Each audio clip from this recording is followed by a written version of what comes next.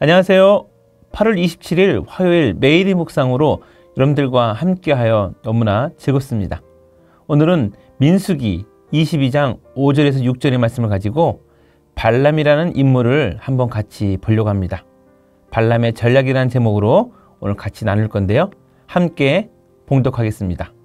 그가 사신을 부올의 아들 발람의 고향인 강가 부돌에 보내어 발람을 부르게 하여 이르되 보라, 한 민족이 애굽에서 나왔는데 그들이 지면에 덮여서 우리 맞은편에 거주하였고 우리보다 강하니 청하건대 와서 나를 위하여 이 백성을 저주하라.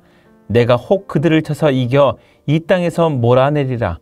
그대가 복을 비는 자는 복을 받고 저주하는 자는 저주를 받을 줄을 내가 알미라. 오늘의 인물은 발람입니다. 발람이라는 인물은 드라마로 하면 메인 주인공은 아닙니다. 하지만 드라마 분위기를 바꾸는 굉장히 영향력 있는 조연, 악역이라고 생각하면 됩니다. 모압의 왕인 발락이 바로 눈앞에 있는 이스라엘에 대한 두려움이 있었습니다. 그래서 눈에는 눈, 이에는 이의 전략을 펼칩니다. 바로 주술 전쟁이지요. 그들은 아모리인들에게 행했던, 바로 자신들의 나라 앞에 있던 아모리인들에게 행했던 이스라엘의 전쟁의 결과를 누구보다 알고 있습니다. 그것에 대한 판단이 영적인 주술로 그들의 신을 묶어야 되겠다라고 생각한 겁니다. 저주를 해야 되겠다라고 생각한 거죠. 그러면 강력한 주술사가 필요하지 않겠습니까? 유브라데강 서쪽 96km 지점에 베돌성 아몬 강변에 위치한 부돌이라고 하는 지역이 있는데요. 그 지역에 유명한 주술사 발람이 있었습니다. 그를 고용하기로 부하들과 함께 작정하였습니다. 여기는 발락이 있는 팔레스타인 지역에서 1개월 정도 가야 하는 지역입니다. 거리가 좀 있죠. 그러나 그 신통력과 주술력이 바로 발락이 있는 지역까지 소문이 난 것입니다. 발락은 국고를 털어 영적 전쟁의 전면전에 나선 겁니다. 자, 이제 그 유명한 발람에 대해 한번 알아보고자 합니다. 발람은 어떤 인물일까? 발람은 거리를 두고 계산하는 악한 인물입니다. 발람의 뜻은 백성을 파멸시키다라는 뜻을 가지고 있습니다. 주술사에 맞는 아주 멋진 이름이네요. 발람은 장편 소설의 조연으로 딱 어울립니다. 강자 앞에서는 발톱을 숨기면서 기회가 있을 때 뒤에서 다른 유력자를 통해 정치의 판도를 바꾸는 역할로 딱 좋은 인물입니다. 이러한 성향이 영적 전쟁에서는 아군인 우리들에게는 좋지는 않습니다. 그래서 성경에서 발람에 대한 언급이 128절에 걸쳐서 이루어지고 있고요. 하나님이 이 발람을 얼마나 싫어하시는지 요한계시록 마지막까지 언급을 합니다. 처음 등장하는 구절 대표적으로 한번 볼게요. 처음과 마지막 구절만. 민수기 22장 5절에 그가 사신을 부올의 아들 발람의 고향인 강가 부돌에 보내어, 이렇게 소개로 진행이 되고요. 그 다음에 마지막 구절은 계시록 2장 14절입니다. 그러나 내게 두어 가지 책망할 것이 있나니 거기 내게 발람의 교훈을 지키는 자들이 있도다.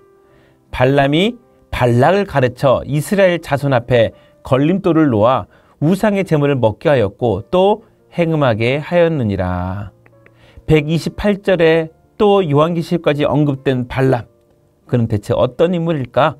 그는 강한 자 앞에서 침묵하고 약자를 구속하는 사람이라고 언급했습니다.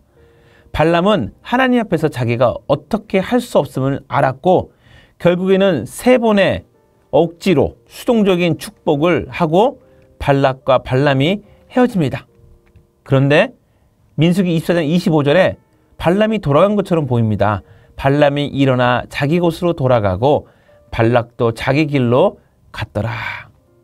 그러나 발람은 돈값을 하려고 하는 것 같습니다. 그러나 그 외곽에서 그들은 이스라엘을 유혹하여 가장 비참한 광경을 만드는데 그 뒤에 발람이 있었다고 하는 겁니다. 민수기 25장에 보니까 이스라엘 백성이 우상 숭배와 음행과 같은 엄청난 사건을 발생하게 됩니다. 이 사건의 중심에는 발람의 모사가 있었던 사실을 나중에 확인할 겁니다. 발람은 하나님께 정면 대립하여서는 발락의 뜻을 이룰 수 없음을 알았고 이스라엘 민족을 하나님 앞에 범죄하게 하여 스스로 하나님을 진노케 하여 이스라엘 민족이 징계받도록 하는 강교한 계략을 발락에게 가르쳐 주었습니다. 이게 더 나쁜 거예요. 결국 이스라엘 민족은 하나님 앞에 치명적으로 범죄하게 됐고 수많은 이스라엘 사람들이 타락하고 죽게 됩니다. 결과적으로는 선택되고 훈련받은 이스라엘 백성보다 이방 선지자 발람이 하나님의 사랑, 질투, 진노하시는 하나님의 속성을 너무 잘 알고 있었기 때문에, 적을 너무 잘 알고 있었기 때문에 이스라엘 백성을 하나님부터 떼어놓을 수 있는 거였죠. 그 현장 한번 볼까요? 민수기 25장 1절, 발람이 발락에게 모사를 해서 이런 행위를 하게 합니다. 이스라엘이 시딤에 머물러 있더니 그 백성이 모압 여자들과 음행하기를 시작하니라. 이것이 다 발람의 계획이었습니다. 그 여자들이 자기 신들에게 제사할 때 이스라엘 백성을 청하매 백성이 먹고 그들의 신들에게 절함으로 드디어 이스라엘이 바알보올에게 가담한지라.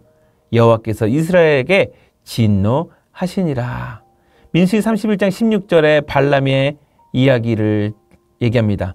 이제 사건의 진상이죠. 보라, 이들이 발람의 꾀를 쫓아 이스라엘 자손으로 부올의 사건에 여호와 앞에 범죄하게 하여 여호와의 회중의 연병이 일어나게 하였는지라. 나중에 그 사건 후에 다 조사해 보니까 발람의 꾀가 있었던 겁니다. 이러한 야비한 행동과 거룩한 하나님의 백성들에게 하는 유혹은 지금의 시대에도 유효한 마귀의 전략입니다.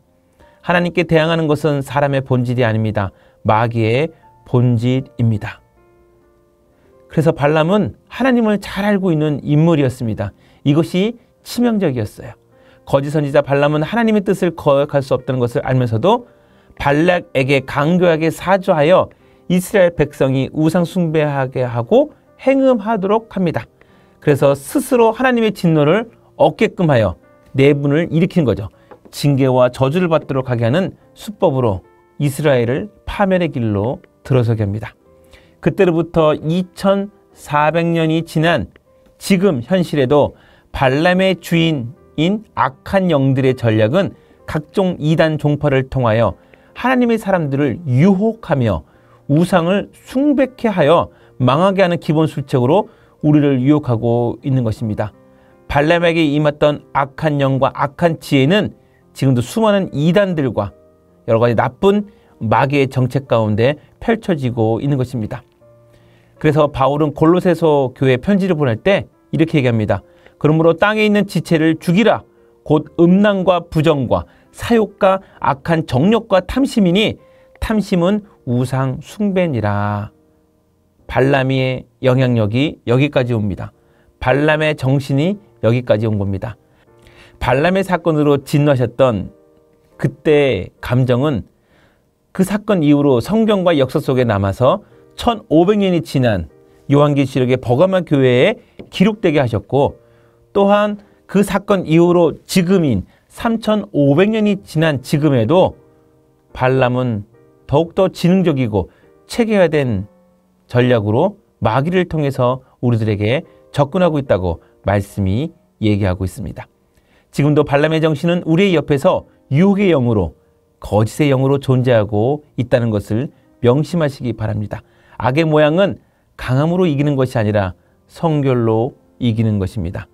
발람의 전략을 볼 때 그들은 너무나 기민하고 지혜로웠습니다.